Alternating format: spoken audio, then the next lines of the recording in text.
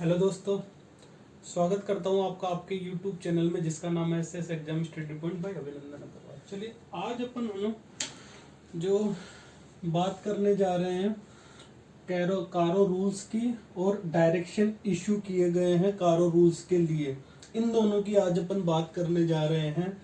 ये देखिए अपना जो PC26 है उसका आप अगर पॉइंट नंबर 11 और 12 देखेंगे तो उन दोनों में दिया हुआ है, इनमें से 2 या 3 क्वेश्चन आ सकते हैं। टोटल इसमें लगभग 8-10 क्वेश्चन बन रहे हैं, उनकी बात कर लेंगे अपन कि इसमें कौन क्या क्या क्वेश्चन आ सकता है। और इसमें से 2 या 3 क्वेश्चन आने के चांसेस है। मात्र आपको 15 मिनट का टाइम लगेगा इसको पढ़ने के लिए, ठीक है। तो मात्र 15 मिनट में अपने 2 से 3 क्वेश्चन और उससे ज्यादा आपके लक पे डिपेंड है कितने क्वेश्चन आते हैं।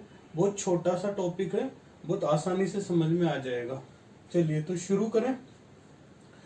तो सब इसमें अपन 2 चीजों की बात करेंगे, एक तो कारो रूल्स की और एक डायरेक्शन इश्यू है।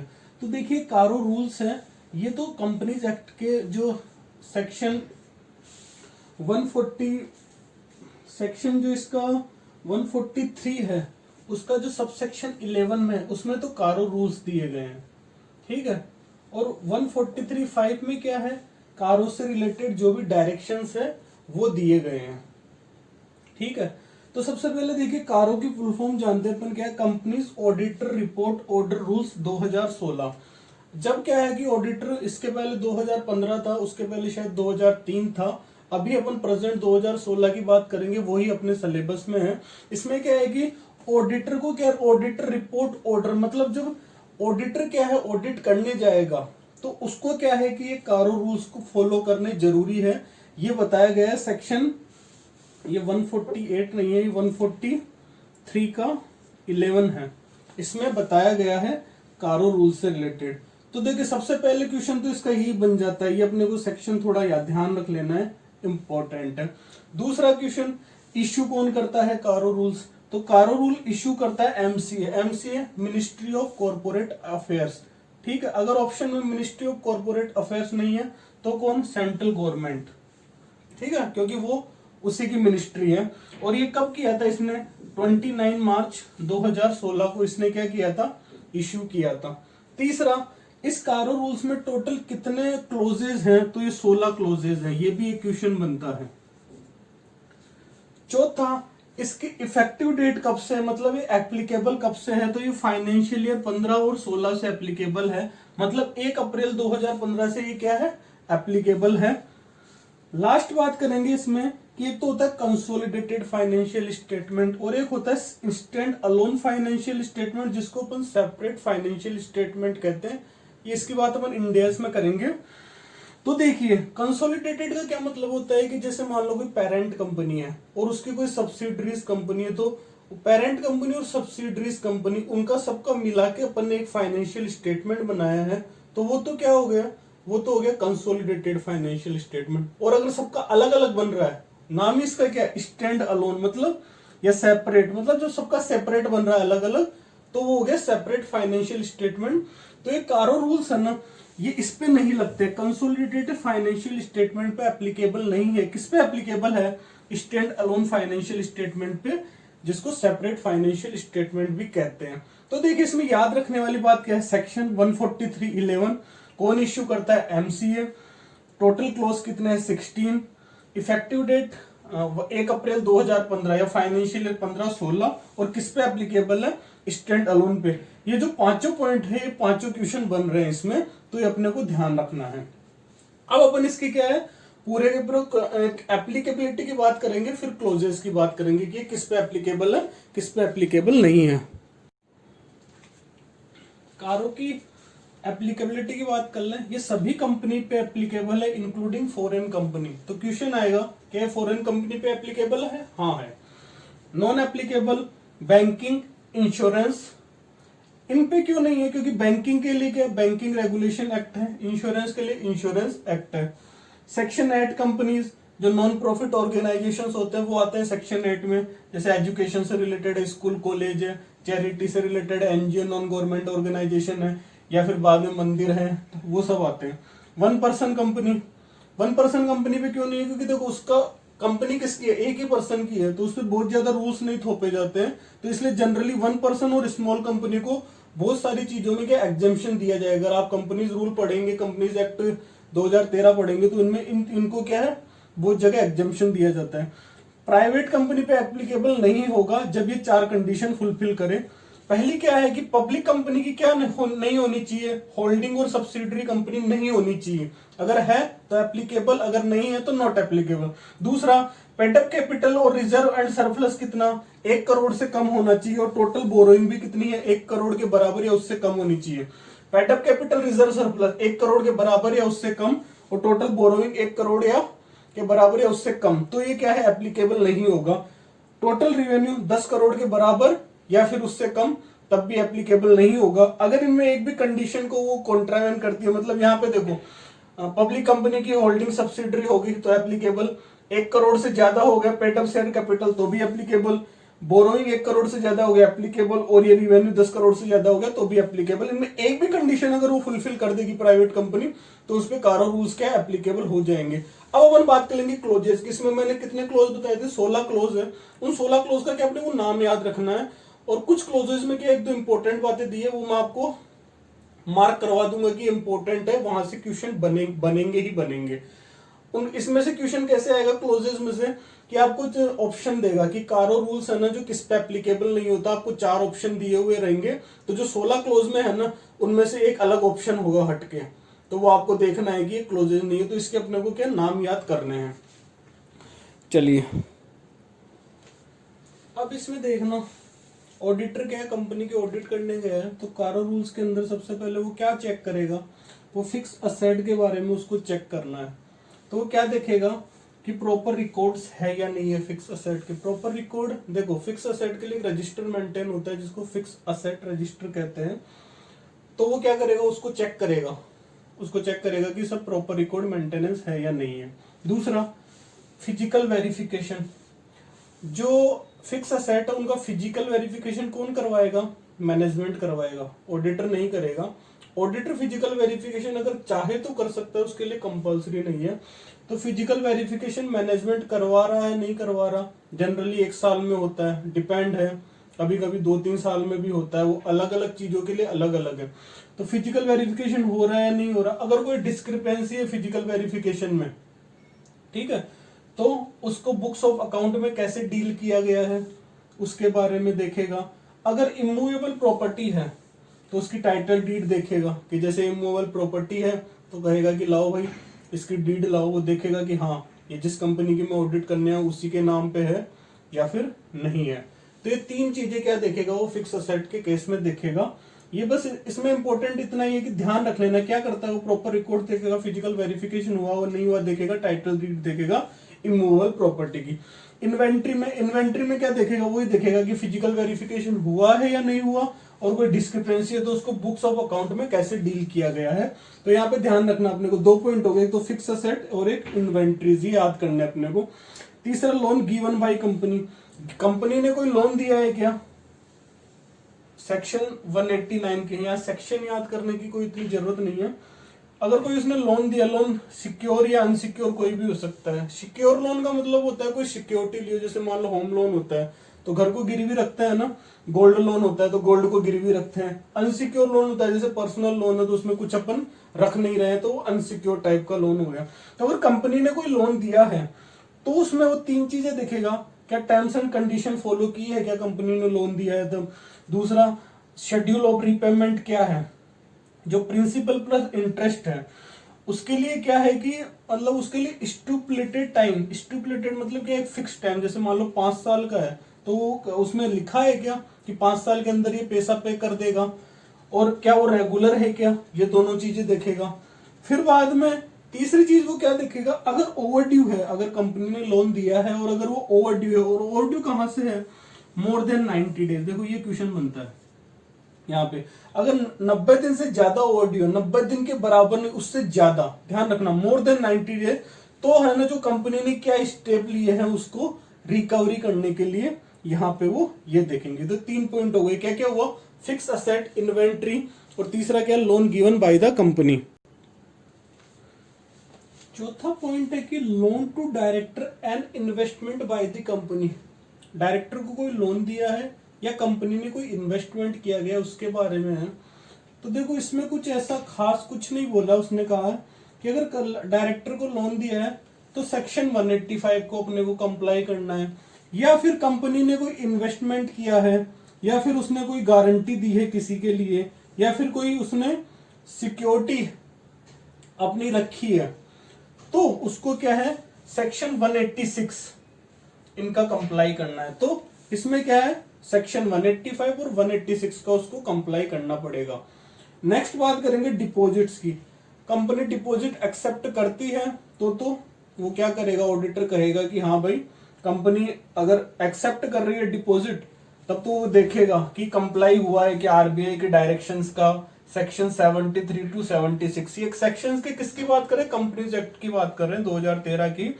और कोई ऑर्डर पास हुआ है क्या, ये सीएलबी क्या है, कंपनी लॉ बोर्ड, एनसीएलटी के द्वारा, नेशनल कंपनी लॉ ट्राइब्यूनल, या फिर आरबीआई के द्वारा, इनके द्वारा कोई ऑर्डर पास किया गया है क्या, और वो पास किया गया तो कंप्लाई हुआ है क्या। अगर कंप्लाई नहीं हुआ है तो उसका कॉन्ट्रीब्यूशन का नेचर क्या है। ठीक है, अब इसमें क्या है, जैसे डिपॉजिट है, अगर वो जो भी कंपनी का ऑडिट करने गया ऑडिट डिपॉजिट एक्सेप्ट करता है तो अपन आगे बढ़ते हैं, अगर वो एक्सेप्ट नहीं करता तो खत्म, इसको चेक नहीं करना है।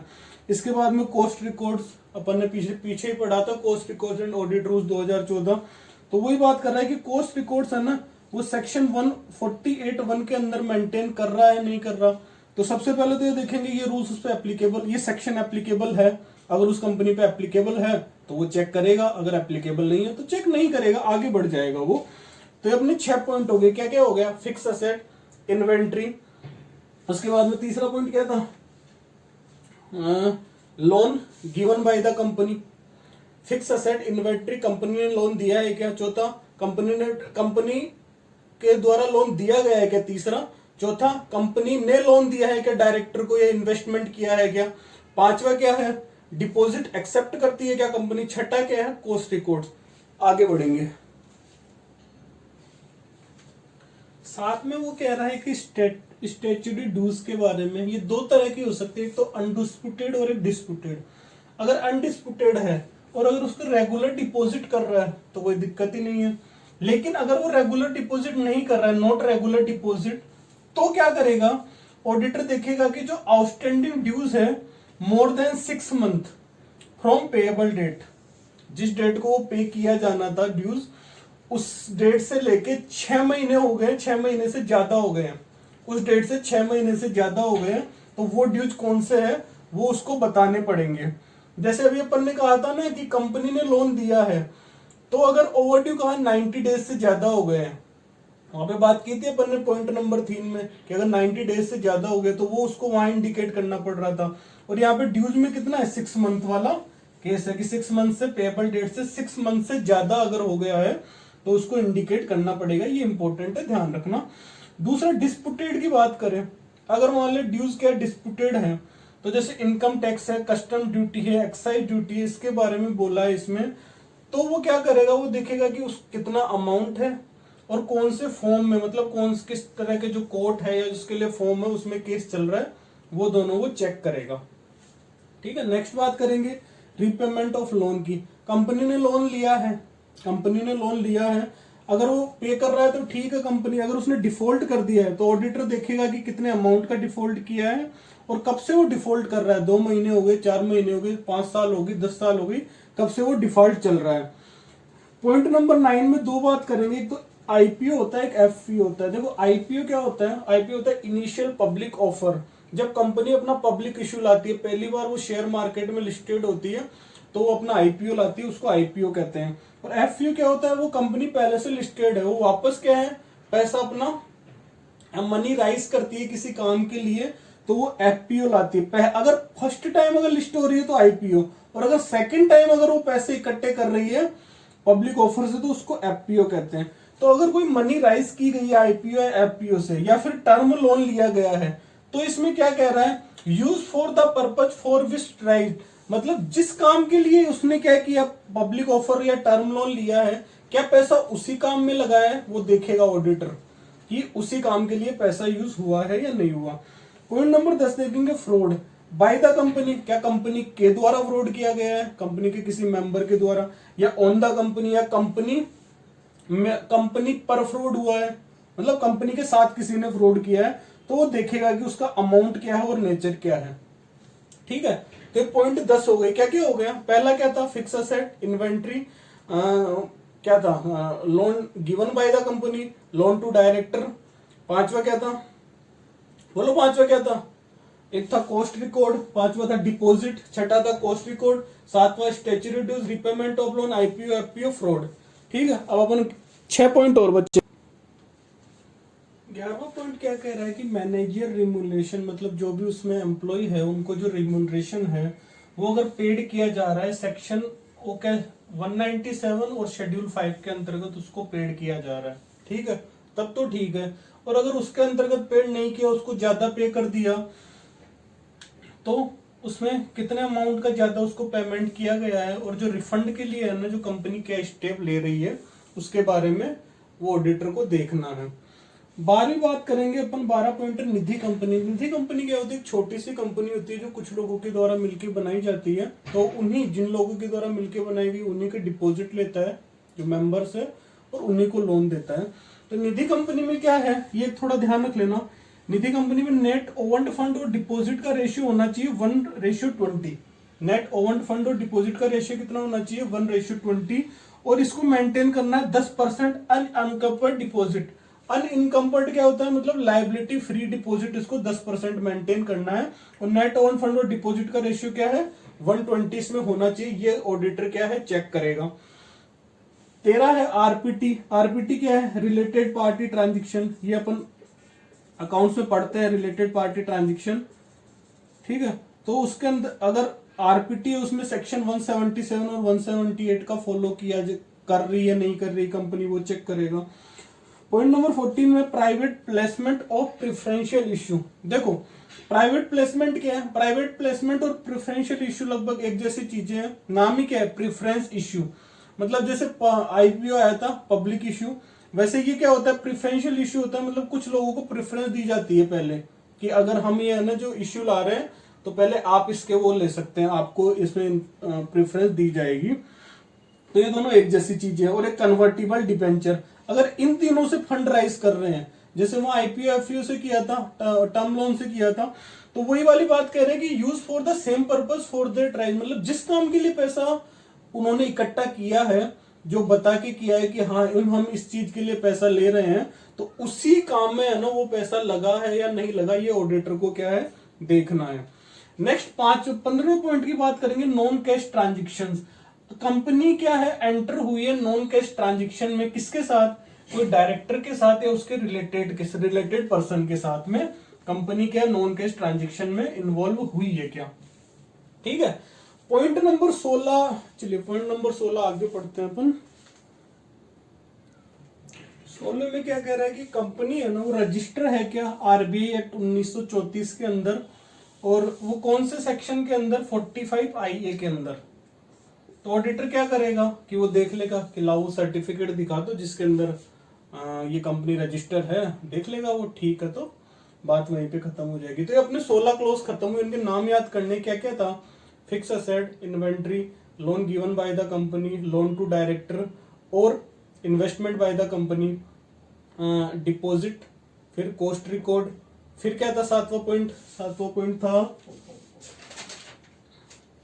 स्टैच्यूटरी ड्यूज, 8वां रिपेमेंट ऑफ लोन, 9वां आईपीओ एफपीओ, 10वां फ्रॉड, 11वां क्या है मैनेजरियल रिम्यूनरेशन, 12वां क्या पढ़ा अपन ने, निधि कंपनी, 13 क्या है रिलेटेड पार्टी ट्रांजेक्शन, 14 क्या है private placement of preferential issue, 15 क्या है नॉन कैश ट्रांजेक्शन, और 16 क्या रजिस्टर्ड अंडर आरबीआई एक्ट 1934, ठीक है। तो ये अपना क्या है, ये अपना कारो यहाँ पे खत्म हो गया। अब अपन किसकी बात करते हैं, अब हम 2 मिनट का टाइम लगेगा अपने को, जो पॉइंट नंबर 12 था डायरेक्शंस की, उसकी बात कर लेते हैं अपन। उसमें 3-4 क्वेश्चन, ये अपन जो अपना PC20 का 12वां पॉइंट है वो है ये direction issued under section 143 subsection 5 of companies act 2013। अब देखिए इसमें क्या है, इस डायरेक्शंस को क्या कहा गया है गाइडेंस नोट कहा गया है ऑन कारो रूल्स 2016, यही पॉइंट है, लेकिन इसको क्या है ये कहा गया है। ठीक है, तो देखिए क्वेश्चन ये आता है कि गाइडेंस नोट है ना वो क्यों इश्यू करता है, तो वो इश्यू किया जाता है institute of chartered accountant of India, ICAI, जो अपनी CA का जो है ना इंस्टीट्यूट है वो। कारो रूल्स कौन इश्यू करता है, MCA, सेंट्रल गवर्नमेंट, बात कर चुके हैं। ये कब से, मतलब कब किया गया, 24 अप्रैल 2016 को और ये 29 मार्च 2016 को, पहले ये आया और उसके बाद क्या है गाइडेंस नोट आया। ये गाइडेंस नोट क्या है, it is written in easy language, ये क्या इजी लैंग्वेज में लिखा गया है। Contain detailed guidance on various clauses of CARO, CARO में कितने हैं 16 क्लोज हैं, तो उनकी क्या है डिटेल गाइडेंस इसमें क्या है बताई गई है। ठीक है, तो इसमें एक तो ये क्वेश्चन बन रहा है ICAI वाला, इसमें MCA वाला बात कर चुके हैं। अब अपन क्या है कि इन दोनों से रिलेटेड के 4-5 क्वेश्चन है वो मैं बोर्ड पे लिख देता हूं, डिस्कस कर लेते हैं ताकि ध्यान रहे। ये देखिए इसमें 9 क्वेश्चन है। सबसे पहला क्वेश्चन है कारो की इफेक्टिव डेट 29 मार्च 2016 या 1 अप्रैल 2015। ठीक है, तो देखो इसमें कंफ्यूज होने की कोई दिक्कत नहीं है। 29 मार्च को तो क्या है ये MCA ने इश्यू किया था, इसकी इफेक्टिव डेट 1 अप्रैल 2015 पढ़ा था अपन ने, 15-16 फाइनेंशियल में ये एप्लीकेबल है, तो 1 अप्रैल 2015 से इफेक्टिव है। क्लोजेस 16 हैं। कारो रूल्स के लिए सेक्शन 143(11) और डायरेक्शन के लिए 143(5). अमाउंट ओवर ड्यू है, अगर कंपनी ने लोन दिया है तो अगर 90 डेज से ज्यादा है तो वो ऑडिटर को रिपोर्ट करना है। आउटस्टैंडिंग ड्यूज अगर 6 मंथ से ज्यादा है वो ऑडिटर को रिपोर्ट करनी है। कारो रूल्स के लिए कौन इशूड करता है, MCA, डायरेक्शन ICAI। निधि कंपनी में नेट ओन्ड फंड और डिपॉजिट का रेशियो 120 और 10% अनइनकम पर डिपॉजिट क्या है उसके पास होनी चाहिए। किस पे एप्लीकेबल है, स्टैंड लोन पे है क्या, कंसोलिडेटेड पे है क्या, नहीं है। और तीसरा private company, last point number open ने बात की थी कि होल्डिंग नहीं होनी चाहिए और जो उसका पेडअप कैपिटल और बोरोइंग 1 करोड़ से ज्यादा नहीं होना चाहिए। और तीसरा क्या था कि रेवेन्यू उसका 10 करोड़ से ज्यादा नहीं होना चाहिए। तो इसके क्वेश्चन हो गए, आप क्वेश्चन पढ़ेंगे क्लियर हो जाएगा आपको। ठीक है, चलिए तो ये अपना टॉपिक अपने पहले अपन ने पढ़ा था cost records and audit rules पढ़ लिए और ये अपने 2 पॉइंट और हो गए। ठीक है, तो ये अपना अभी यहाँ पे कंप्लीट होता है। ठीक है, नेक्स्ट वीडियो में और किसी की बात करेंगे। वीडियो कैसा लगा आप कमेंट बॉक्स में कमेंट करके जरूर बताएं। चलिए, थैंक यू।